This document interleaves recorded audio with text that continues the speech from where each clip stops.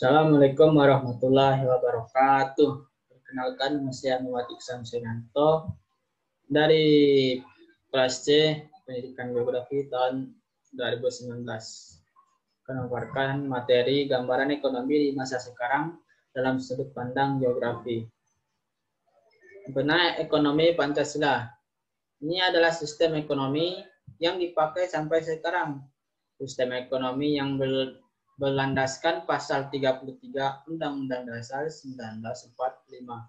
Sistem ekonomi ini mengedepankan pihak pemerintah dan swasta dalam mengelola perekonomian.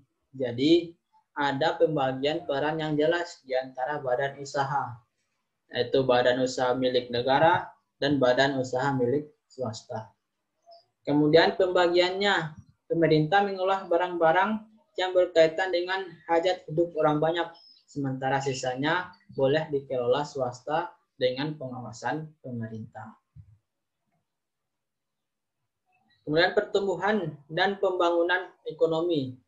Pertumbuhan dan pembangunan ekonomi adalah dua konsep yang tidak dapat dipisahkan.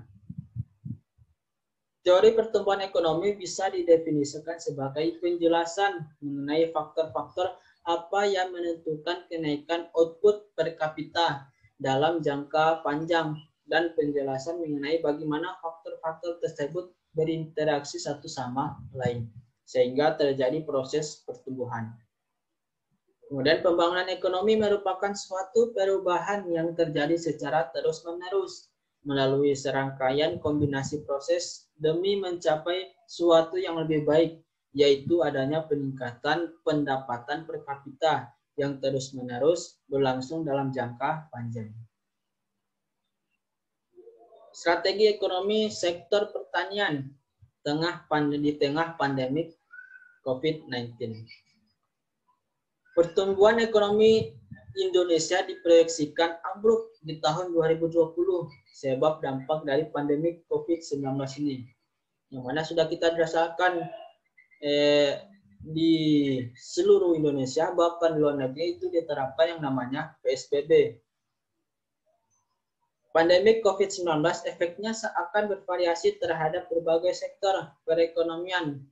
Analisis SDGs Center 4 misalnya memprediksikan salah satu sektor yang akan terkena dampak parah adalah sektor terkait pariwisata. Nah, ini pariwisata di semua tempat itu menjadi sepi. Karena itu pendapatan pun menurun. Analisis pemodelan ekonomi UNPAD juga memproyeksikan sektor manufaktur dan industri akan terkena imbas yang juga parah. Demikian juga daerah-daerah basis industri seperti Jabodetabek dan lain sebagainya. Ketika sebagai dampak dari pandemi COVID-19, EU merevisi pertumbuhan sektor manufaktur sebesar 3,0% menjadi kurang dari 1,5%